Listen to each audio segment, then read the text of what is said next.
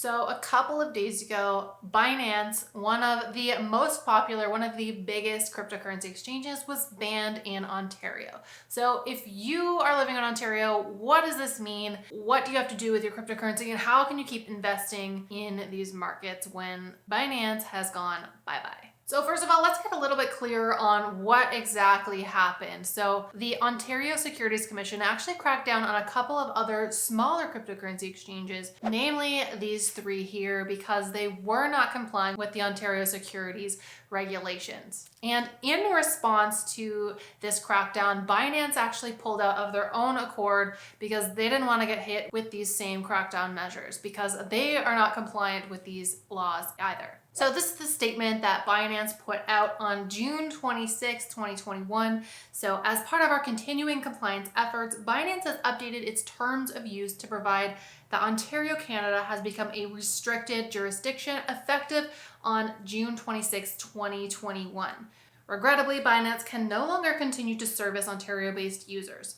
Ontario-based users are advised to take immediate measures to close out all active positions by December 31st, 2021. So what this means is that Binance isn't technically banned, but they have pulled out of Ontario voluntarily. So anybody with an address in Ontario who has bought cryptocurrencies through their platform have until the end of the year to pull out those cryptocurrencies, pull out their investments, and cash out. And they won't be able to use the app anymore to buy or sell cryptocurrencies. What this means for you specifically really depends because some people have provided their addresses, others have not. There are limited features if you haven't provided more personal identification information. So what this means exactly is yet to be seen. So why this sucks so much is because Binance is one of the biggest crypto exchanges in the world, and right now they offer over 150 different coins. So this is one of the easiest places for Canadians, for anybody really, to go online and access various coins that aren't the regular ones you would see. So this is a big kick in the pants to a lot of people who are investing in more exotic cryptocurrencies. This is also the first time a major cryptocurrency exchange has exited Canada,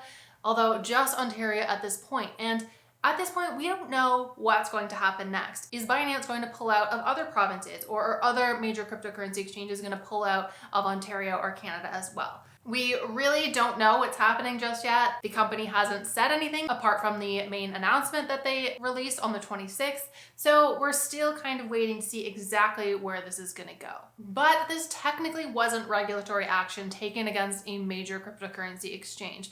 This, as I mentioned, was just in response to other cryptocurrency exchanges getting nailed by the OSC. But that being said, as cryptocurrencies gain momentum, as they get adopted more and more by regular people, this is going to be brought into the crosshairs of large institutions, of countries and governments. So regulations or attempts to regulate these industries are going to happen at some point. Countries and governments are going to want to regulate this because obviously that's money out of their pocket, money that's not in their currency. So this is something that, of course, institutions and people in power are going to try to control. So be prepared for more things like this happening in the future as well. But if you are in Ontario, if you do want to continue to invest in cryptocurrencies, you do still have lots of options. So here is my advice for what you should do moving forward. So the simplest and easiest way to go ahead is to transfer yourself over to a Canadian crypto exchange like Newton or ShakePay. I'm using both of these exchanges right now. I really like them. They're very simple and easy to use, and they are run by Canadian companies, and they are incentivized to make sure they're following all these rules and regulations. So chances of this happening to them are a little slimmer than some of the external players who are coming into the country and offering their services. However, there are a few caveats to that. So first up, ShakePay only offers Bitcoin and Ethereum. So if you're like me and you are just dipping your toes into this, if you are sticking to the main cryptocurrencies, then it's a great option. But of course, if you want to invest in Dogecoin, in something even more exotic than that, then obviously you need another exchange. If you want to have more of a selection, then Newton might be a good option for you. At the time that I'm recording this video, Newton has 20 different cryptocurrencies. They only had 10 about a month or two ago when I first signed up with them, but over the last couple of weeks, they've been adding more and more currencies for you to buy. So take a look at it, see if they offer any of the cryptocurrencies you're interested in trading, and if they are, this is also a great way to go. If you want to try either ShakePay or Newton, I've included links in the description below so you can sign up, and if you sign up with ShakePay, you get an extra $10 added to your account, and if you sign up with Newton, you get an extra $25 added to your account, both once you have funded your account with at least $100. So that's free money to get you started, to get investing. So pick the one that you like, or if you're like me, try them both out, get those extra sign-up bonuses, and start investing. Of course, if you want even more selection than what Newton or ShakePay offers, there are still quite a few other exchanges you can get onto that will serve you as a Canadian, as an Ontarian. So you can always go on over to Coinbase, to Kraken, to crypto.com. There's a whole bunch of options out there, so pick and choose what works for you.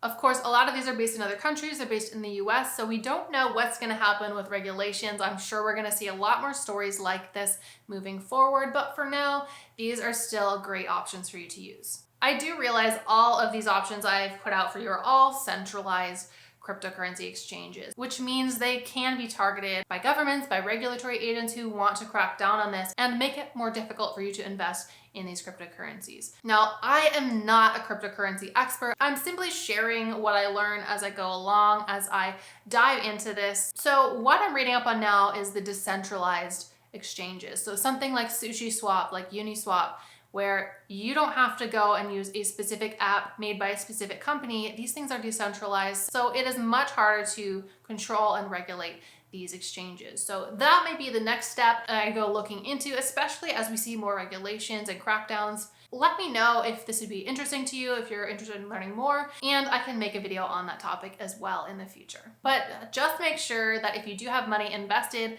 if you have cryptocurrencies held on Binance, to make sure you move those coins off that exchange or you cash back out to Canadian dollars. You have until the end of the year to do that, so you've got time, but just don't leave it too long. I don't know what's gonna happen if you leave it on there. Best to keep your money safe. All right, guys, that is it for this video. So if you want to give ShakePay a try, use the link in the description below to get an extra $10 when you sign up. Or if you're looking at trying out Newton, sign up with the link below and you'll get an extra $25 added to your account. Thank you so much for sticking it out to the end. If you enjoyed this video, please toss me a like, hit that subscribe button, and share it with a friend who could also benefit from these videos. Otherwise, check out one of these videos next, and I will see you guys next time.